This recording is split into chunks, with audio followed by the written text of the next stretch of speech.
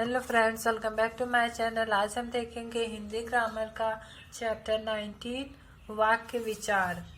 सार्थक शब्दों का ऐसा व्यवस्थित समूह जो निश्चित अर्थ देता है वाक्य कहलाता है।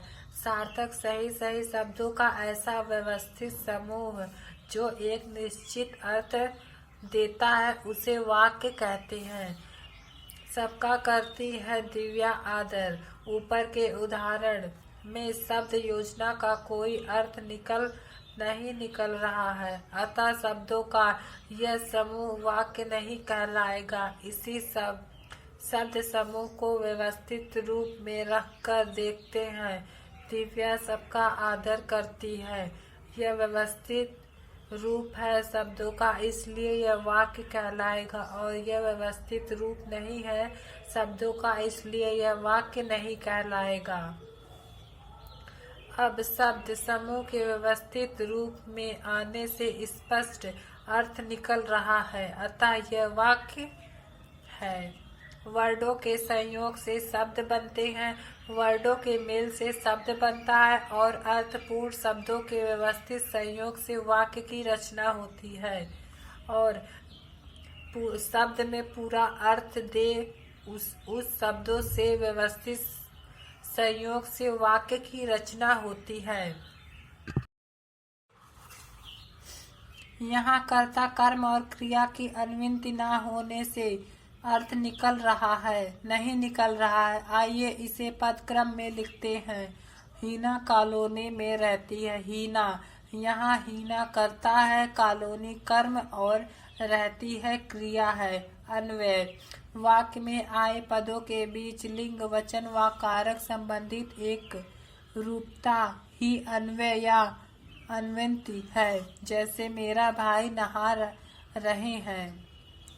वचन संबंधित त्रुटि, शिक्षक आज नहीं आई। लिंग संबंधित त्रुटि। Thank you. वाक्य के गुण। सार्थकता, वाक्य अपेक्षित अर्थ देने वाला होना चाहिए। सार्थक वाक्य रचना में कभी कभी निरर्थक शब्द भी अर्थ में विशेषता लाते हैं।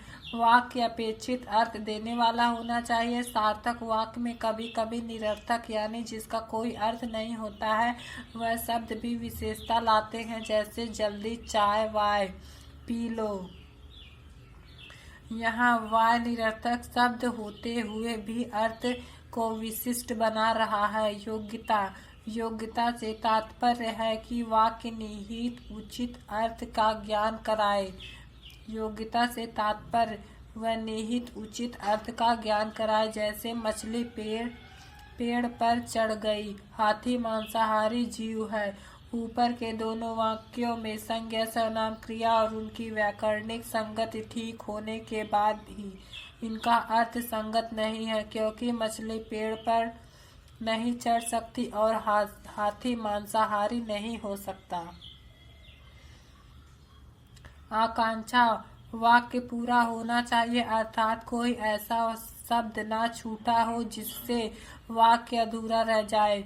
वाक्य पूरा होना चाहिए, ऐसा शब्द ना छूट जाए जिससे कि वाक्य अधूरा लगे। जैसे किसान खेत में चला रहा है। किसान खेत में हल चला रहा है। पहले वाक्य में स्पष्ट नहीं हो रहा है कि किसान क्या चला रहा है। हल शब्द जोड़ दे तो यह पूरा हो रहा है। निकटता, वाक्य के पदों के बीच लिखते एवं बोलते समय अपेक्षित निकटता जरूरी है। वाक्य के पदों के बीच में लिखते और बोलते समय सही निकटता जरूरी होती है। अधिक अंतराल, ज्यादा दूरी से अर्थ की रचना और संप्रेषण में रुकावट आती है। जैसे पक्षी ने डैश डैश डैश दाना चुग लिया। यहाँ ने के बाद ज्यादा देर रुकने से सुनने वाला भी कुछ अर्थ लगा सकता है।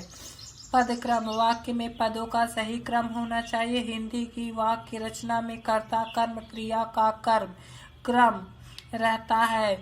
बीच में इनके पूरक आ सकते हैं। जैसे हीना कॉलोनी रहती है में